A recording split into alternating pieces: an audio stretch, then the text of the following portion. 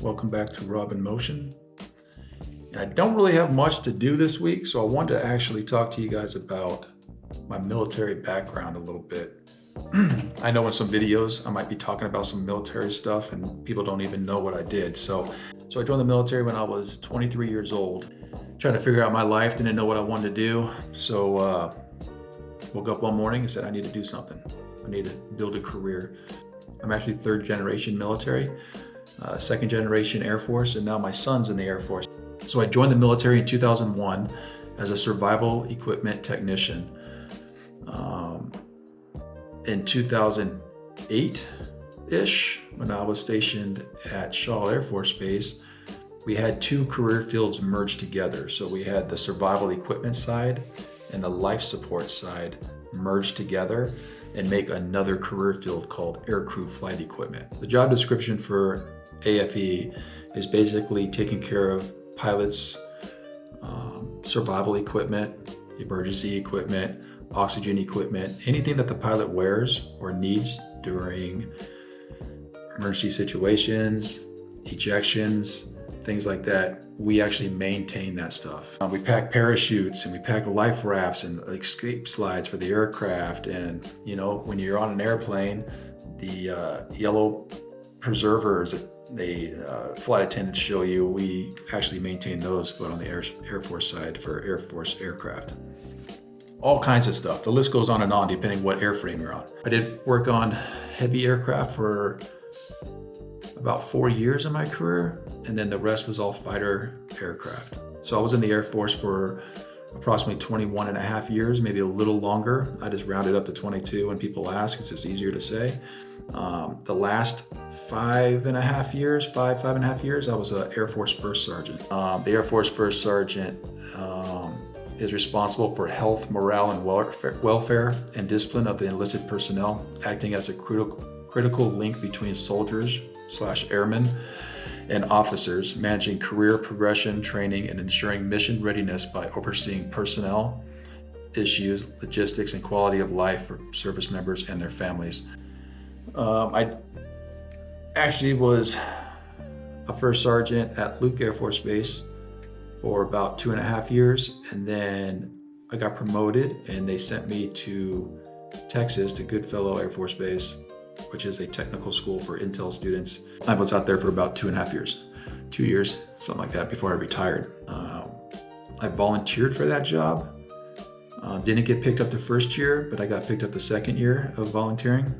Now it's actually, I think you can still volunteer, but they kind of DSDU, which is vetting people that hit the milestones or the requirements milestones to be a first sergeant, and actually put you in a pool. So sometimes you're non-volled, I think, into that career field now, or could be potentially.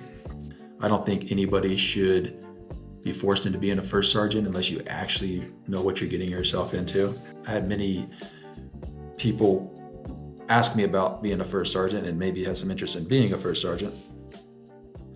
But I would sit down with them and actually ask them specific questions to kind of vet them to see if that they actually fit the mold to be a first sergeant, if that makes sense.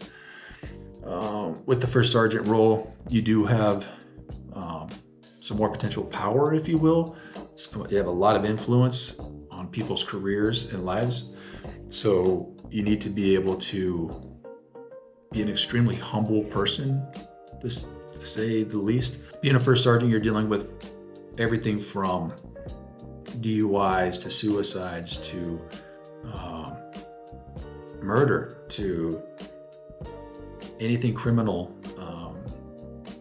The list goes on and on. You basically are taking care of an airman through the worst times of their lives, and you also get to celebrate great things within the squadron too. So you are a big piece of morale within your squadron. I'll be honest with you, when I first became a first sergeant, I didn't know that majority of it is bad things that you have to take care of. I was like, yeah, I'm gonna be a first sergeant. I want to build a morale of people and make this the best squadrons possible. And we did that. However, you get so busy with the bad things that sometimes that good stuff, ain't much time to, do that. If that makes sense. You have to be at E7 or above to wear the First Sergeant Diamond. And I'll show you what it looks like. You can kind of see it over here. On my board, see the diamond within the stripes? That's how you distinguish Air Force First Sergeants. It's not a rank, it's actually just an indicator of a special duty. The world of First Sergeants is very, very small. There's only 1% of the Air Force E7s through E9s that are a First Sergeant, sometimes even less. Again, it's a very small window. It's a job that a lot of people don't want. It's a job that people really want and then they decide they don't want. It was an extremely stressful job, but it was also a very rewarding job. I had I had my cell phone, and then they give you a cell phone that you have to have with you 24 hours a day. I had a second cell phone for 5 years. I had to carry 2 cell phones around for 5 years. There's a ringer that I had on my work phone that even if I hear it today, it just stresses me out, knowing that on the other side of that phone, it's potentially bad news that I need to react to and go take care of. So yeah, I tell people all the time when I retired, the best thing that happened to me was getting rid of that phone. And it's real, and it's true. I don't like having a cell phone. My job now as a civilian, they offered me a second phone. They said, here, would you like another iPhone so you can work off it and get your email and stuff? And I do not want a second phone. Some places that I've been, I'll show you something here. I'll start with saying that this office was done by my wife. I told her I didn't need an office to hang all my stuff up, but she insisted, and I'm very thankful that she did it. I mean, it's awesome to come in here and look at this stuff and remember, a specific time in my life. It's not just me, my stuff. It actually has stuff for my son, my dad, my grandpa. We have a picture of my son right here, and then a picture of me. That's the only one we can find. We're looking for my basic training picture, but my wife just hung that up as some other pictures here. Oh, this is pretty cool. My wife got this for me when I retired. This is everywhere I've been in my 22 years. These other places are just places I've went TDY around the world and around the country. I deployed to Germany when I was at McChord. I deployed to Afghanistan in 2009.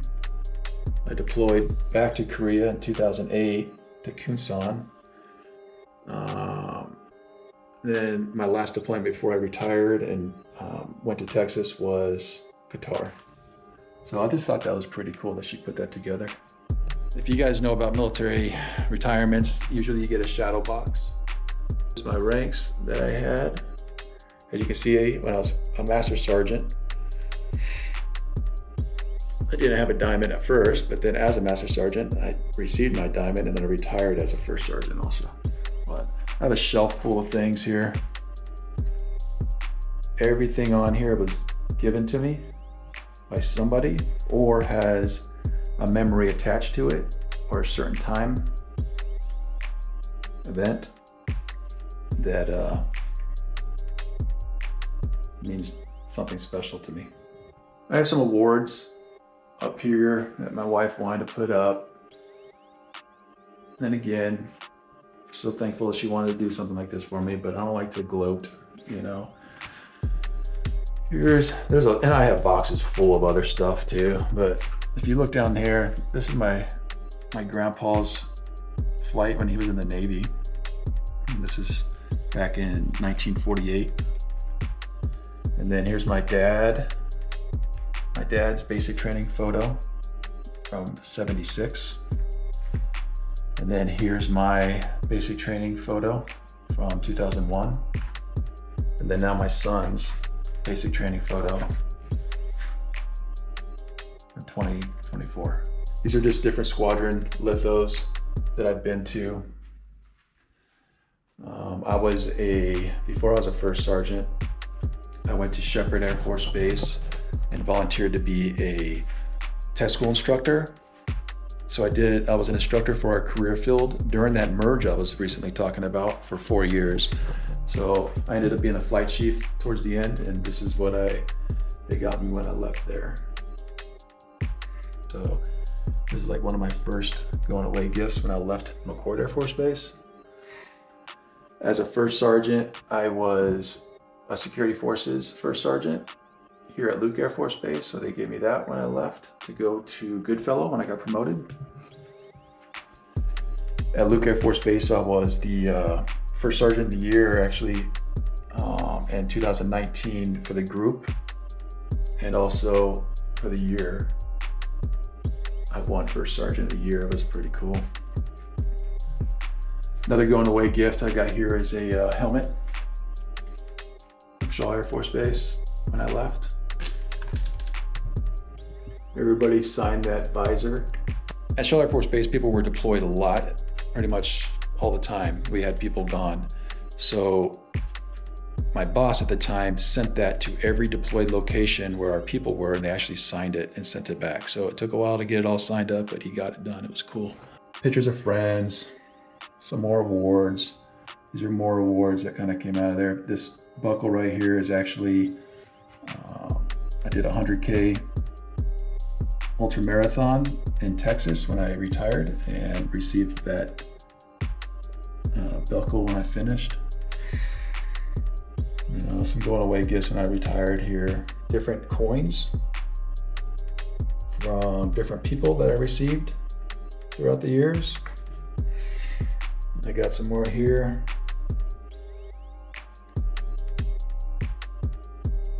Mother-in-law gave me this knife when I retired, pretty cool. My dad and mom got me this box with a Benchmade knife in it, which is cool for my retirement. This right here is a going away gift from the 309th Fighter Squadron while I was here at Luke Air Force Base before I promoted and left. And it's from a good friend of mine. It's actually from this guy sitting right here on the right side, Dan. And it's probably one of my most special going away gifts. But he did it all by hand. He made it. QQMF is quack quack mother effer. You can do the math on that one.